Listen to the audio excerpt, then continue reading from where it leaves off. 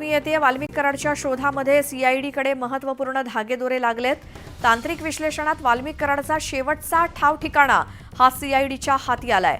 17 डिसेंबरला वाल्मिक कराड याचं शेवटचं ऍक्टिव्ह मोबाईल लोकेशन हे पुण्यातलं दाखवलं जातंय आणि पुण्यातून फोन बंद करून वाल्मिक कराड पुढे फरार झाल्याची माहिती मिळाली आहे। सीआयडीच्या हाती आता मोठे धागेदोरे लागलेत। वाल्मिक कराडच्या शोधासंदर्भात तांत्रिक विश्लेषणामध्ये वाल्मिक कराडचा शेवटचा ठाव ठिकाणा सीआयडीच्या हाती लागलाय।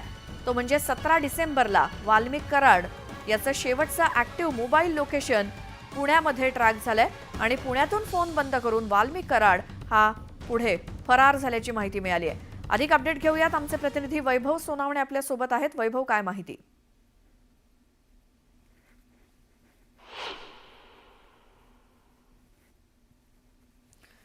वाल्मिक कराडला सध्या पोलीस शोधतायत आणि त्याचा ठाव ठिकाणा शोधला जातोय। सीआयडीची बरीचशी पथकं त्या कामामध्ये व्यस्त आहेत सध्या आणि आता तर वाल्मिक कराडच्या लोकेशन संदर्भातले काही धागेदोरे पोलिसांच्या हाती लागलेत।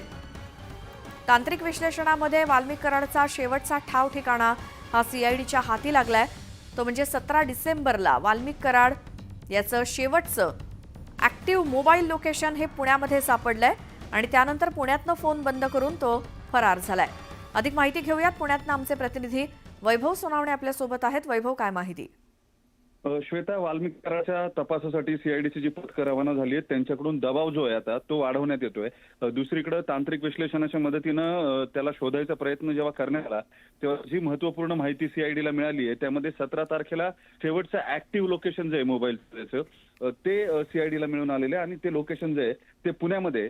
त्यानंतर वाल्मिक कराडनं त्याचे फोन बंद केले। त्याच्या संबंधित आजूबाजूला जे मोबाईल नंबर्स असतात म्हणजे सोबतचे असलेले कार्यकर्ते जे आहेत त्यांचे सगळ्यांचे फोन एकत्रित बंद करण्यात आले आणि त्यानंतर तो फरार झालेला आहे। त्याचा तपास जो आहे तो सीआयडीच्या जवळपास 30 पथकांकडून वेगवेगळ्या राज्यांमध्ये देशाच्या नेपाळ बॉर्डरवरती बऱ्याच ठिकाणी करण्यात येतोय। त्याचबरोबर पुण्यामध्ये सुद्धा लक्ष केंद्रित करण्यात आलंय सीआयडीकडून, कारण इथं त्यानं शेवटचं त्याचं मोबाईल लोकेशन जे आहे त्याचा ठाव ठिकाणा हा पुण्यातला मिळालेला होता। त्याच्यामुळे पुण्यात आउटस्कर्ट्समध्ये किंवा इतर बंगले जे आहेत डोंगराळ भागांमध्ये अशा ठिकाणी कुठल्या फार्म हाऊसवर वाल्मिक कराडनं आसरा घेतलाय का, अशा सगळ्या गोष्टी ज्या आहेत त्या चाचपून बघितल्या जात आहेत। त्यासाठी तांत्रिक विश्लेषणाचा आधार घेतला जातोय।